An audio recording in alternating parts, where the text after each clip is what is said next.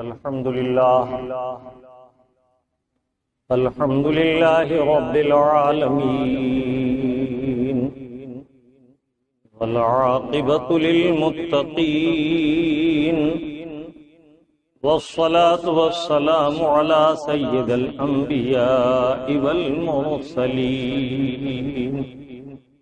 وعلى آله الطيبين وأصحابه المكرمين وأزواجه الطاهرات أمهات المؤمنين وعلينا معهم إلى يوم الدين. أما بعد فأعوذ بالله من الشيطان الرجيم. بسم الله الرحمن الرحيم. كل نفس ذائقة الموت. صدق الله المولانا العظيم وصدق رسوله النبي الأمين الكريم ونحن على ذلك ما قال من الشاهدين والشاكرين والحمد لله رب العالمين. سب سے پہلے انتہائی ادب و محبت کے ساتھ بارگاہ نبی اور آل نبی میں درود پاک کی نظر محبت پیش کیجیے. اللہم صلی علی سیدنا و شفیعنا و نبینا و مولانا محمد وعلی آل سیدنا و مولانا محمد کما تحب و ترضا بان تصلی علیک صلاۃ و سلاما علیک یا سیدی یا رسول اللہ. ایک مرتبہ اور والہانہ انداز میں دہرائیں صلی اللہ علی النبی الامی والہ صلی اللہ علیہ وسلم صلاۃ و سلام علیک یا سیدی یا رسول اللہ وعلی آلک و اصحابک یا حبیب اللہ.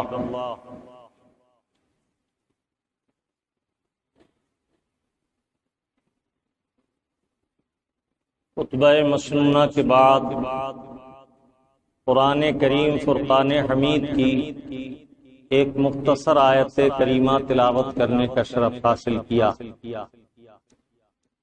کچھ دیر اس آیت طیبہ سے اکتساب فیض کریں گے. اللہ رب العزت مجھے اور آپ کو حق کہنے، حق سننے اور حق پر استقامت کی توفیق عطا فرمائے. آپ کا پیارا رب عز و جل اس آیت بینہ میں موت کے تعلق سے ارشاد فرما رہا ہے ہر ذی روح کو موت کا مزہ چکھنا ہے. جو دنیا میں آیا ہے اسے ایک دن یہاں سے جانا ہے. دنیاوی امور اور دینی امور، مذاہب اور معتقدات کے بے شمار اختلافات کے باوجود موت ایسی ناگزیر حقیقت ہے کہ اس میں کسی کا کوئی اختلاف نہیں. اس بات میں اختلاف نہیں کہ موت سب کو آنی ہے. جو دنیا میں آیا ہے اسے ایک دن موت کا مزہ چکھنا ہے. لیکن حالات زمانہ اور فرق باطلہ، باطل معتقدات اور عقائد کی خرابیوں کی وجہ سے اس ناگزیر حقیقت میں بھی بعض حضرات نے اپنی جانب سے کچھ امور کو داخل کیا اور کہنا شروع کر دیا کہ موت سب کے لیے ایک جیسی ہے. اسی کو ہمیں سمجھنا ہے کہ کیا موت ہر انسان کے لیے یکساں ہے یا اس میں دنیاوی منازل اور مراتب کے اعتبار سے وقوع موت کے بعد کی منزلیں اور تریان موت کی کیفیات میں یکسانیت ہے یا کچھ فرق ہے.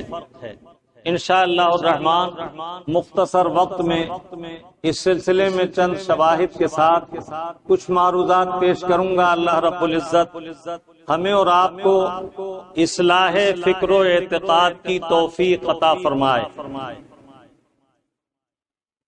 حضرت سیدی شاہ عبد الحق محدث دہلوی رحمۃ اللہ تعالی علیہ کے زمانے تک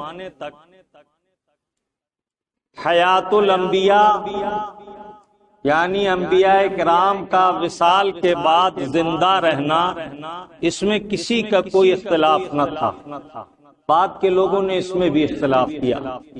آپ کا پیارا رب عز و جل قرآن کریم فرقان حمید میں ارشاد فرما رہا ہے، کل نفس ذائقۃ الموت، ہر ذی روح کو موت کا مزہ چکھنا ہے، اور اس میں کوئی شک نہیں کہ مزے مختلف ہیں، لذتیں مختلف ہیں۔ زبان سے چکھی جانے والی لذت سے آپ اس کا اندازہ کر سکتے ہیں آخرت کی منازل کو، وہاں کی نعمتوں کو، وہاں کے عذاب کو آپ دنیاوی نعمتوں اور دنیاوی تکالیف پر قیاس کر کے سمجھ سکتے ہیں کہ اللہ رب العزت نے دنیا میں انواع قسم کے کھانے، مختلف قسم کی لذتیں اور ذائقے جس طرح رکھے ہیں، اسی طرح جنت کی نعمتوں میں اس سے کہیں اعلیٰ ترین ذائقے موجود ہیں۔ اسی طرح جس طرح دنیا میں مختلف تکلیفیں رکھی گئی ہیں، آخرت میں بھی اللہ تعالیٰ نے اپنے نافرمان بندوں کے لیے طرح طرح کے سخت عذاب اور تکالیف تیار کر رکھی ہیں۔ دار الامان اور دار النعم کا نام جنت ہے، اور دار العذاب، دار التکلیف کا نام جہنم ہے۔ جو شخص دنیا میں آتا ہے اس کی آمد پر خوشی ہوتی ہے، اور جب دنیا سے جاتا ہے جو جاتے وقت اس کے متعلقین رنجیدہ اور نمناک ہو جاتے ہیں، ان کی آنکھیں آنسوؤں سے تر ہو جاتی ہیں، اور بادل ناخواستہ آخر وہ اسے رخصت کرتے ہیں۔ موت ایسی ناگزیر حقیقت ہے کہ اس سے کسی کو انکار نہیں، لیکن اعتقاد کے اعتبار سے اللہ تعالیٰ عز و جل مومن کو اچھی موت عطا فرماتا ہے، اور کافر و منافق مرتد کی موت بدترین موت ہوتی ہے۔ اس کی تفصیلات احادیث طیبات میں کثرت کے ساتھ وارد ہوئیں۔ آقا نعمت نبی رحمت صلی اللہ تعالی علیہ وسلم نے حدیث طیبہ میں ارشاد فرمایا، العبرۃ بالخواتین، اعتبار تو خاتمے کا ہے۔ مشکات شریف میں ایسی متعدد احادیث ہیں جس میں میرے آقا صلی اللہ تعالی علیہ وسلم نے ارشاد فرمایا، مومن ایمان کے ساتھ دنیا میں رہتا ہے، اعمال صالحہ میں سبقت کرتا ہے، یہاں تک کہ اس کے اور جنت کے درمیان ایک بالشت کا فاصلہ رہتا ہے، پھر اس سے کوئی ایسا امر صادر آتا ہے کہ وہ اعتقادی اعتبار سے ہلاکت کی منزل میں چلا جاتا ہے، اور وہ آخرکار جہنمی ہو جاتا ہے۔ اسی طرح ایک شخص دنیا میں رہ کر برے اعمال کرتا ہے، برے کام کرتا رہتا ہے، یہاں تک کہ اس کے اور جہنم کے درمیان ایک بالشت کا فاصلہ رہتا ہے، پھر کوئی وہ ایسا عمل خیر کرتا ہے اور رجوع الی الحق کے ساتھ تائب ہوتا ہے کہ اللہ تعالیٰ عز و جل اس کے پچھلے گناہ معاف فرما دیتا ہے، اور وہ جنتی ہو جاتا ہے۔ جب یہ بات اللہ کے محبوب صلی اللہ تعالی علیہ وسلم نے ارشاد فرمائی تو نصیحت فرمائی کہ کوئی شخص اپنے عمل پر گھمنڈ نہ کرے، تکبر و غرور نہ کرے، بلکہ اللہ تعالی عز و جل کو جانے کہ وہ بے نیاز ہے، اور اس کی بارگاہ میں عاجزی اور انکساری کرتا رہے، اس کی بارگاہ میں رجوع الہا کے ساتھ حاضر ہوتا رہے، اور کوئی شخص خاتمے کے خوف سے بے فکر نہ ہو، خاتمے کی ہمیشہ فکر رکھے، اس لیے کہ اللہ کے حبیب صلی اللہ تعالی علیہ وسلم نے فرمایا، جب تک خاتمہ بالخیر نہیں ہو جاتا تب تک اطمینان نہیں۔ ایک بزرگ کا واقعہ ہے کہ وہ وصال کا وقت تھا، تھوڑے وقفے سے آنکھ کھولتے اور فرماتے ابھی نہیں، پھر آنکھ بند کر لیتے، پھر تھوڑے سے توقف سے آنکھ کھولتے اور فرماتے ابھی نہیں، پھر آنکھ بند کر لیتے، یہاں تک کہ آپ کے صاحبزادے نے معلوم کیا کہ ابا جان کیا وجہ ہے کہ آپ بار بار فرماتے ہیں ابھی نہیں، اور اس سے کیا مراد ہے؟ فرمایا شیطان لعین سامنے کھڑا ہے اور یہ کہتا ہے کہ تو اپنا ایمان مجھ سے سلامتی کے ساتھ بچا لے گیا، اور میں اس کے مکر سے بے خوف نہیں، تو میں کہتا ہوں ابھی نہیں، اس لیے کہ ابھی میرے جسم میں روح باقی ہے۔ یہ اہل اللہ کی شان ہے۔ یہاں مجھے چند معروضات عرض کرنی ہیں۔ ایک تو یہ کہ جن لوگوں نے یہ جانا کہ موت سب کے لیے یکساں ہے، انہوں نے غلط جانا، انہوں نے ایمان کی عظمت کو نہیں پہچانا اور کفر کی ہلاکت خیزیوں کو نہیں جانا۔ اللہ کے محبوب صلی اللہ تعالی علیہ وسلم فرماتے ہیں جب مومن کے انتقال کا وقت ہوتا ہے تو ملک الموت ہزارہا فرشتوں کے ساتھ جو انتہائی حسین و جمیل خوبرو ہوتے ہیں، جنتی پھول اور خوشبوؤں میں بسے ہوئے جنت کی خوشبوؤں کے ساتھ وہ حاضر آتے ہیں، اور جس کی روح قبض کرنی ہے اس کے قریب تشریف لا کر اس سے انتہائی نرمی کے ساتھ کلام فرماتے ہیں۔ کیا کلام فرماتے ہیں؟ حدیث طیبہ جسے ترمذی شریف ما یقول حضر الموت باب میں ذکر کیا گیا، حضرت ملک الموت پہلے وہاں کے مومنین جو اس کے قریب ایمان والے حاضر ہیں انہیں سلام کرتے ہیں، اگرچہ وہ نہیں سنتا۔ اس کے بعد اس مومن کا جب وقت پورا ہو چکا، اس کا رزق پورا ہو چکا، تو وہ اسے اطلاع دیتے ہیں کہ یہ تیرا وقت آخر ہے، اب تیرا کھانا پینا سب مکمل ہو چکا، اب تو اپنے مولا کی بارگاہ کی حاضری کے لیے تیار ہو جا۔ اس کے بعد اس سے کس نرمی سے خطاب کرتے ہیں؟ ارشاد فرماتے ہیں یا ایتھا النفس الطیبہ اخرجی الی ربک راضیۃ مرضیہ، اے پاکیزہ جان اپنے مولا کی طرف نکل چل اس طرح کہ وہ تجھ سے راضی اور تو اس سے راضی ہے۔ اس کے بعد وہ اپنا عمل شروع کرتے ہیں، انتہائی آسانی کے ساتھ اس کی روح پرواز کر جاتی ہے، چہرے پر ایک نورانی جھلک ظاہر ہوتی ہے۔ جو قریب بیٹھنے والے ہوں ایسے وقت ان کو چاہیے کہ وہ کلمہ طیبہ کا ورد کرتے رہیں، اور جس وقت موت کی کیفیت طاری ہو تو جو انتہائی نرمی سے آنکھ پر ہاتھ رکھ سکتا ہو وہ آنکھ بند کر دے اور کلمہ طیبہ کا ورد جاری رکھے کہ یہ وہ وقت ہے کہ اس کی روح اس کے جسم سے جدا ہو رہی ہے۔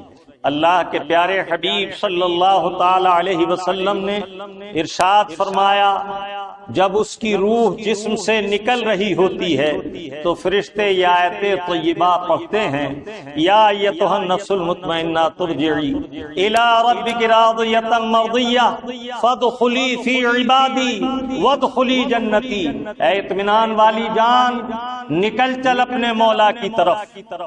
یہ موت وہ چیز ہے کہ جو اللہ کی طرف سے مقدور کر دی گئی، اس کا وقت معین ہے، نہ ایک لمحہ پہلے آ سکتی ہے نہ ایک آن بعد۔ آپ کا پیارا رب عز و جل ارشاد فرماتا ہے اذا جاء اجلکم لا یستاخرون ساعۃ ولا یستقدمون، جب تمہارے لیے موت آئے گی اور تم پر موت طاری ہوگی تو نہ ایک لمحہ پہلے آئے گی نہ ایک ساعت کی تاخیر ہوگی۔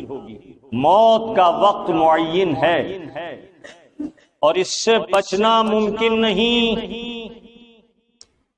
اینما کنتم یدرککم الموت، قرآن کریم اور احادیث طیبات سے معلوم ہوتا ہے کہ تم جس جگہ بھی ہوگے موت وہاں پہنچ جائے گی، اور وعدہ الہی کے مطابق تکمیل عمر پر انقباض روح کر لیا جائے گا۔ یہ تو ہے مومن کے روح کا انقباض۔ اس کی روح اس طرح جدا ہوگی جیسا پھول سے خوشبو جدا ہوتی، اور موت کی سختیاں مشہور ہیں، لیکن اللہ تعالیٰ عز و جل ایمان والوں پر کمال مہربان ہے۔ اخرجی بالروح والریحان، ملائکہ کہیں گے خوشبوؤں کے ساتھ نکل چل، الی رب غیر غضبان، ایسے رب کی طرف جو تجھ سے ناراض نہیں ہونے والا۔ سبحان اللہ وبحمدہ سبحان اللہ العظیم، یہ ہے مومن کی روح کا انقباض۔ یہاں ذہن حاضر رکھیں وہ لوگ جو کہتے ہیں موت نے سب کو برابر کر دیا، ولی غیر ولی، مومن غیر مومن، معاذ اللہ نبی غیر نبی، سب موت میں یکساں ہیں، یہاں کسی کا کوئی چارہ نہیں، یہاں کسی کے حال میں کوئی تبدیلی نہیں، معاذ اللہ ثم معاذ اللہ۔ قرآن کریم نے مومنین کی موت کا ذکر بھی فرمایا، اور کفار کے لیے موت کیسی ہوگی، بے دینوں مرتدین کے لیے موت کیسی ہوگی۔ یہی ملک الموت انتہائی ترش و تلخ آواز میں اس کے سرہانے کھڑے ہو کر آواز دیں گے، یا ایھا النفس الخبیثہ اخرجی، اے خبیث نفس نکل اس جسم سے، الذی یجلس فی جسد الخبیثہ، اے وہ روح جو خبیث جسم میں ٹھہری ہوئی ہے، نکل۔ اور ساتھ ساتھ یہ بھی بتائیں گے کہ اس طرف تجھے جانا ہے جہاں تیرے پینے کے لیے گرم پانی اور گندی پیپ اور ریم ہے۔ یہیں سے معلوم ہو گیا کہ مومن کی روح کے انقباض کے وقت کی کیفیت کچھ اور ہے، اور اہل کفر و ارتداد اور بے دینوں کی موت کی کیفیت کچھ اور۔ جب مومن کی روح نکلے گی تو اس کے لیے جنتی جوڑا ملک الموت لے کر آئے ہوں گے، جو جنتی نسیموں میں خوشبوؤں میں بسا ہوگا، اس کی روح کو اس میں لپیٹا جائے گا اور آسمان کی بلندیوں کی طرف لے جایا جائے گا، یہاں تک کہ رب علا کی بارگاہ میں، اس کے مولا کی بارگاہ میں پیشی کے لیے آسمان کے دروازے کھولے جائیں گے اور یہ اپنے رب کی بارگاہ میں پیش کی جائے گی۔ اللہ رب العزت بعض ارواح کو اعلی علیین میں، بعض کو عرش اعظم کے نیچے قندیل میں، اور بعض ارواح مقدسات کو ان کی قبور کی طرف لوٹاتا۔ عام مومن صالح کی روح کو حکم ہوگا کہ یہاں تسبیح و تحلیل کرنے والے ملائکہ کی کثرت ہے، اس کی روح کو اس کی قبر کی طرف لوٹا دو، اور وہ فرشتے جو نیکی اور بدی لکھنے کے لیے مامور ہیں انہیں بھی اس کی قبر کی طرف بھیجا جائے گا، اور حکم ہوگا کہ تم زندگی میں اس مومن کے ساتھ رہے، اب اس کی قبر کی پائتی اور سرہانے رہو، اور اللہ کے ذکر و تسبیح میں منہمک رہو، اور جب تک قیامت قائم ہوگی تب تک اس ذکر اور فضل کا ثواب، اس ذکر کی برکات سے صاحب قبر مالا مال ہوتا رہے گا، اور اللہ تعالیٰ عز و جل اس کے ساتھ اپنی رحمتوں اور برکتوں کا نزول اس کی قبر پر فرماتا رہے گا۔ اور کافر کی قبر روح کے لیے ملک الموت ایک جہنمی ٹاٹ بدبودار لائے ہوں گے جس میں اسے لپیٹا جائے گا، اور جب یہ آسمان کی طرف لے جایا جائے گا تو اسے لوٹا دیا جائے گا۔ آپ حضرات کے علم میں ہے کہ مسجد شریف کی ضرورت سے ایک جگہ خریدی گئی ہے جس میں آپ حضرات زیادہ سے زیادہ تعاون کریں، 20 لاکھ روپے کا یہ خرچ ہے، اور آپ حضرات کے تعاون ہی سے انشاءاللہ اسے مکمل ہونا ہے۔ اللہ تبارک و تعالی آپ سب کے مال میں اور آپ سب کے اعمال میں برکتیں فرمائے اور اسے قبول و منظور فرمائے۔ پوری توجہ کے ساتھ اس کار خیر میں حصہ لیں۔ جو شخص مسجد کی تعمیر میں حصہ لیتا ہے اللہ تعالیٰ اس کے لیے جنت میں ایک محل بنا دیتا ہے۔ درود پاک پڑھیے صلی اللہ علی النبی الامی والہ صلی اللہ علیہ وسلم، صلاۃ و سلام علیک یا سیدی یا رسول اللہ۔ اسی طرح جس طرح روح کی ایک دوسری روح سے فوقیت اور عدم فوقیت آپ نے ملاحظہ کی، اسی طرح منزل قبر کے امور بھی ہیں۔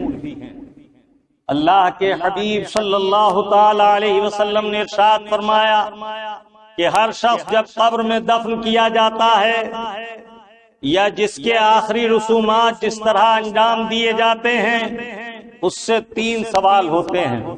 پہلا سوال من ربک کا، دوسرا سوال ما دینک کا، تیسرا سوال ما کنت تقول فی حق ھذا الرجل، دنیا میں اس معظم شخص کے بارے میں تو کیا کہتا تھا۔ مومن کی شان یہ ہے کہ جب مومن قبر میں جائے گا تو اللہ تعالیٰ کے فرشتے قبر میں داخل ہوں گے، اسے اٹھا کر بٹھا لیں گے۔ ڈراؤنی شکل، آنکھیں تیز روشن، نیلی ابھری ہوئی آنکھیں اور گرجدار آواز۔ اس سے پوچھا جائے گا، یہ امتحان ہے، من ربک کا، تیرا رب کون ہے؟ اس کا جواب مومن کی طرف سے ہوگا ربی اللہ، میرا رب اللہ ہے۔ دوسرا سوال ہوگا ما دینک کا، ربی اللہ تو سب کہتے ہیں، دین بتا تیرا دین کیا ہے؟ وہ جواب دے گا دینی الاسلام، اور یہ جواب مومن ہی دے سکے گا۔ تیسرا سوال آقا نعمت نبی رحمت صلی اللہ تعالی علیہ وسلم کی زیارت کرا کے معلوم کیا جائے گا ان کے بارے میں دنیا میں کیا کہتا تھا۔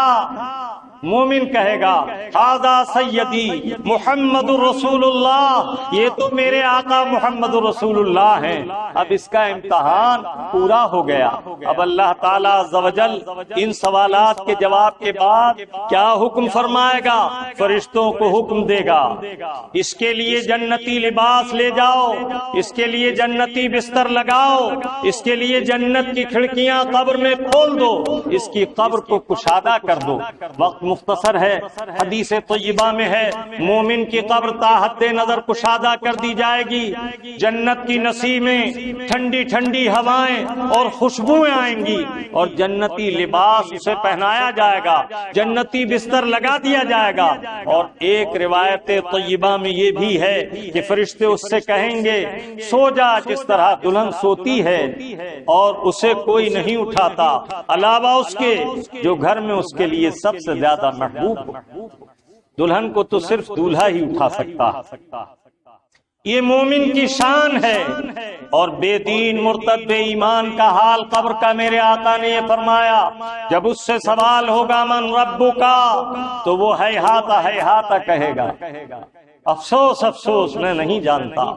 ہر سوال کا یہی جواب ہوگا، یہاں تک کہ اللہ تعالیٰ کے حبیب فرماتے ہیں اللہ رب العزت کا حکم ہوگا جہنم کی کھڑکیاں کھول دو، جہنم کی خبیث ہوا اور گرمی وہاں پہنچے گی، جہنم کا بچھونا بچھایا جائے گا۔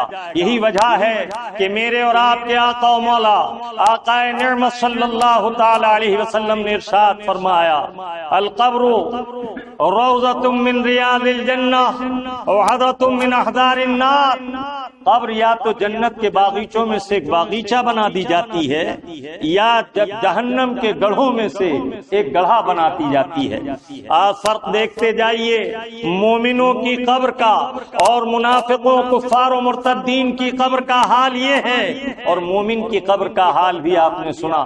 اللہ کے پیارے حبیب صلی اللہ تعالی علیہ وسلم نے ہر ہر چیز کو واضح طور پر بیان فرمایا۔ آج ان لوگوں کے قریب مت بیٹھو جو تمہیں اہل اللہ سے بیداری دلائیں اور اللہ والے اور صلحاء کی اور عامت الناس اور گناہگار اور کفار و مشرکین کی موت ایک جیسی بتائیں۔ اللہ تعالیٰ عز و جل نے اور اس کے حبیب نے مومن کی موت عظیم الشان رکھی ہے۔ جیسے لذتیں مختلف ہیں ایسے ہی موت کی لذت بھی مختلف ہے۔ بعض وہ ہیں جنہیں موت کے وقت انقباض روح کی شدید تکلیف ہوتی ہے، اور بعض وہ ہیں جنہیں احساس ہی نہیں ہوتا اور ان کی روح اس کے مولا کے لیے جسم سے نکل جاتی ہے۔ یہ چند باتیں عرض کرنے کے بعد یہ تو میں نے موت کا فرق، تریان موت اور قبر کی منزل کا اختصار سے ذکر کیا۔ اب میں عرض کروں کہ مرنے والوں کی کیفیت بعد مرنے کے بھی مختلف ہے۔ اللہ رب العزت کتاب مبین میں ارشاد فرماتا ہے وَلَا تَحْسَبَنَّ الَّذِينَ قُتِلُوا فِي سَبِيلِ اللَّهِ أَمْوَاتًا بَلْ أَحْيَاءٌ عِندَ رَبِّهِمْ يُرْزَقُونَ۔ جو اللہ کی راہ میں شہید ہوئے انہیں مردہ گمان تک نہ کرو، بلکہ وہ اپنے رب کے حضور زندہ ہیں اور اللہ تعالیٰ انہیں رزق دیتا۔ دوسری جگہ ارشاد فرمایا وَلَا تَقُولُوا لِمَنْ يُقْتَلُ فِي سَبِيلِ اللَّهِ أَمْوَاتٌ بَلْ أَحْيَاءٌ وَلَكِنْ لَا يَشْعُرُونَ۔ انہیں مردہ نہ کہو جو اللہ کی راہ میں شہید ہوئے، بلکہ وہ زندہ ہیں، تمہیں ان کی حیات کا شعور نہیں۔ کافر موت سے ڈرتا ہے، مرتد موت سے ڈرتا ہے، منافق موت سے ڈرتا ہے، اور مومن موت سے محبت کرتا ہے۔ موت سے مومن ڈرتا نہیں۔ اللہ اللہ حضرت سیدنا بلال حبشی رضی اللہ تعالیٰ عنہ فراق رسول اللہ میں مدینہ طیبہ سے دور تشریف لے گئے۔ جب ان کی موت کا وقت آیا، یہ ملک شام میں ہے، ان کی اہلیہ ان کے قریب ہیں۔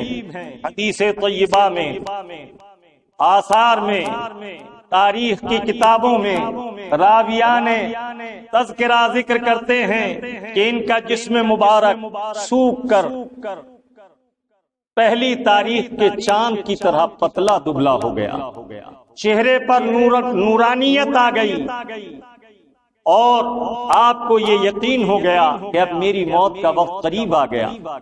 آپ نے کچھ نصیحت کرنا شروع کی تو آپ کی اہلیہ نے واہ ہر واہ کہہ کر ایک آواز نکالی۔ آپ اسی وقت اٹھ کر بیٹھ گئے باوجود نقاہت کے، اور فرمایا یہ کیا کہا؟ ایسا ہرگز نہ کہو، بلکہ کہو وَأَطْرَبَاهُ، کیسی مسرت اور خوشی کا وقت آ پہنچا، تم نے یہ کیا کہا؟ مجھ پر کیسی بڑی مصیبت کا وقت آیا۔ اس سے روک دیا، فرمایا یہ کہو کیسی شادمانی کا، کیسی خوشی کا، مسرت کا وقت آ گیا ہے۔ سبحان اللہ۔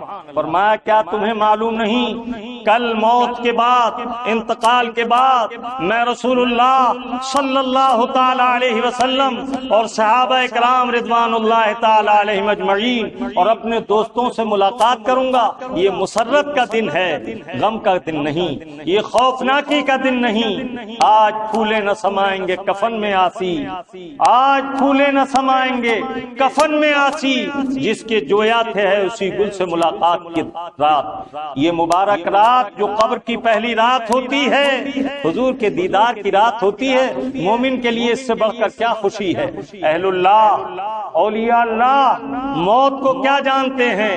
الموت جسر یوصل الحبیب الی الحبیب، موت تو ایک پل ہے جو دوست کو دوست تک پہنچا دیتی ہے۔ تابعی ہیں جلیل القدر دو بھائی، ایک کا نام ربیع ہے، ایک کا ربعی ہے، دونوں موت اور آخرت کا خوف کرتے ہیں۔ اللہ تعالی ہمیں ایمان پر خاتمہ بالخیر عطا فرمائے، اور جب تک ہم ایمان پر خاتمہ نہیں ہو جاتا، اپنے خاتمے بالخیر سے باخبر نہیں ہو جاتے، جنت کی خوشخبری ہمیں نہیں مل جاتی، اس پر قسم کھاتے ہیں کہ ہم ہنسیں گے نہیں۔ دونوں پوری زندگی ہنسنے سے بچتے رہے. کوئی ہنسی کی بات ہوتی تو اپنے دونوں لبوں کو دانتوں سے دبا لیا کرتے، اس طرح خاموشی کے ساتھ، اور اس مقام سے ہٹ جاتے مبادا کہیں ہنسی غالب نہ آ جائے اور ہمارے دانت نظر نہ آ جائیں. پوری احتیاط سے زندگی گزاری. اب انتقال ہوتا ہے. شان والے صحابہ اکرام سے استفادہ کرنے والے خوب یاد رکھو، اچھی صحبت اچھا بناتی ہے، بری صحبت برا بناتی ہے. میرے آقا فرماتے ہیں مثل جلیس الحسن کا جفنت العطار و مثل جلیس السوء کا کیر الحداد. اچھی صحبت کی مثال ایسی ہے جیسے عطار کی صندوق تھی. عطر خریدو نہ خریدو، پاس بیٹھو گے خوشبو ضرور پاؤ گے. اور لوہار کی بھٹی کی مثال دی بری صحبت کی. لوہے کا کام کرو نہ کرو، بھٹی پہ کام کرو نہ کرو، قریب بیٹھو گے سیاہی اڑ کر ضرور آئے گی، لوہے کی بدبو ضرور پاؤ گے. اچھی صحبت اچھا بناتی اور بری صحبت برا بناتی ہے. ہر ایک کو اچھی صحبت اختیار کرنی چاہیے. سب سے زیادہ شاندار فیض یاب کرنے والی صحبت رسول اللہ کی صحبت تھی جس سے صحابی ہوئے، اور اس کے بعد صحابہ اکرام کی صحبت جس سے تابعی ہوئے. یہ دونوں بھائی جلیل القدر تابعی تھے. جب ان کا انتقال ہو گیا تو ان کے قریب جو جاتا یہ مسکرانے لگتے. میت ہے، انتقال ہو چکا ہے، لیکن جو قریب جاتا ہے وہ مسکراتا ہوا دیکھتا.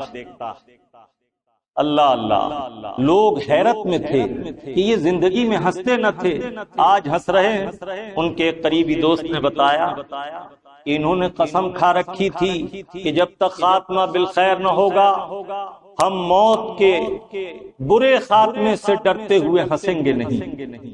اب ان کا خاتمہ